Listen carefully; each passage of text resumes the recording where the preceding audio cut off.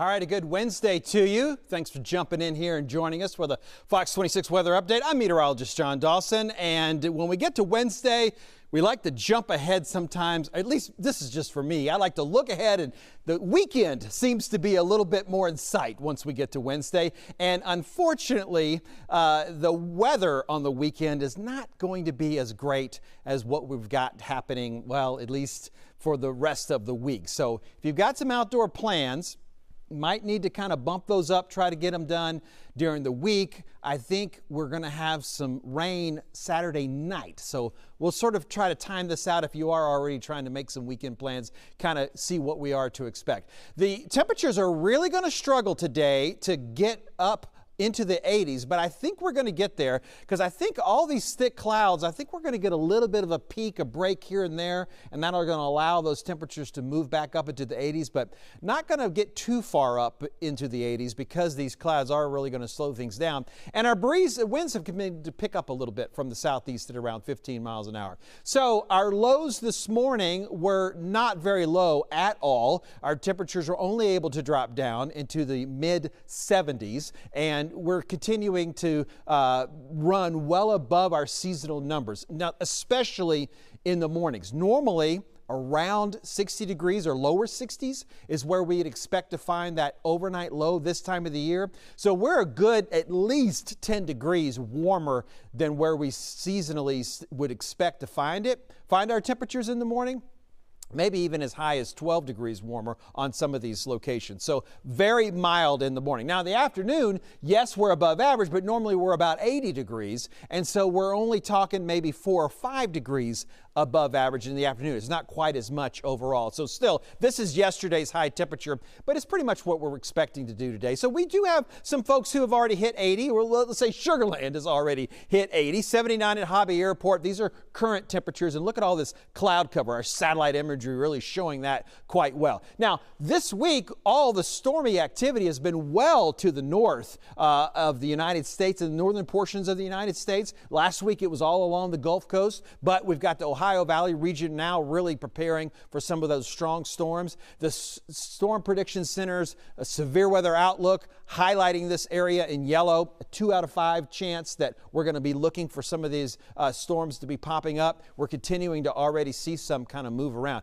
Now, jumping till tomorrow, we are looking for some severe storms, possibly even as far to the south as Dallas. And that is something that we are going to see kind of fizzle out, though, before it makes it all the way down here to the Houston area. But I do want to pause for just a moment and jump all the way into Saturday and Saturday night, and really even early into Sunday morning. This is the excessive rainfall outlook. So in other words, this is where we might see some flooding because it's raining too many inches of rain in too short of amount of time. And you'll see we're in this 15% area here. And basically for us here in Houston, that means that when this rain comes in Saturday night, some of that short-term street flooding would be somewhat of a risk that we need to keep an eye out, especially at night. You know how much harder it is to tell what's happening with water on the roadways. Give yourself some extra time. Check that Fox Red Storm Seeker radar if you're going to plan to be out now. We've had some improvements on pollen yesterday, but then today we kind of fell back down, or went back up, I guess is the right way to look at that as far as the pollen count is concerned. We're heavy now in the oak and some of the tree pollen, the oak, the hickory, and the pecan to be more specific.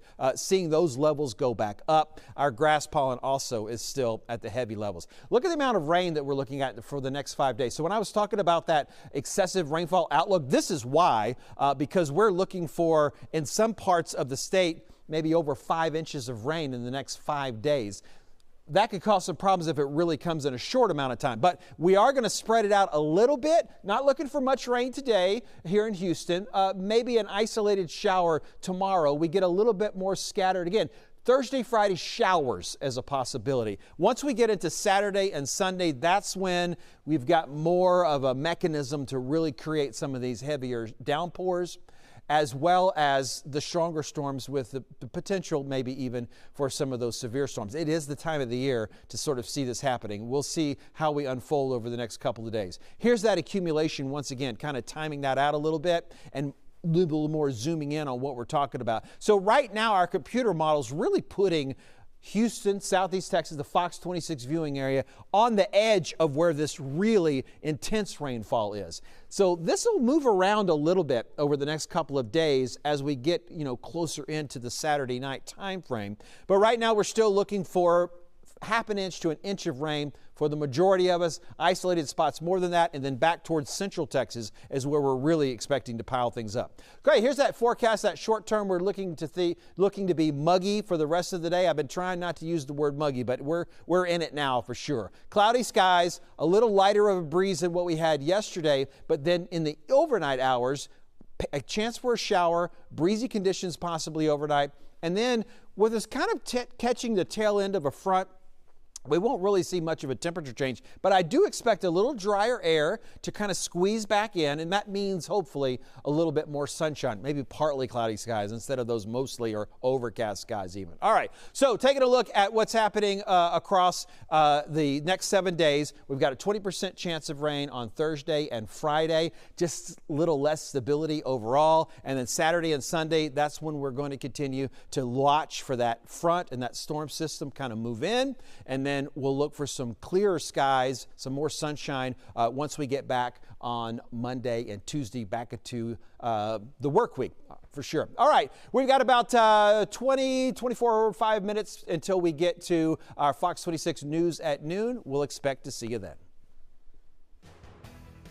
Notify regulators of this significant change.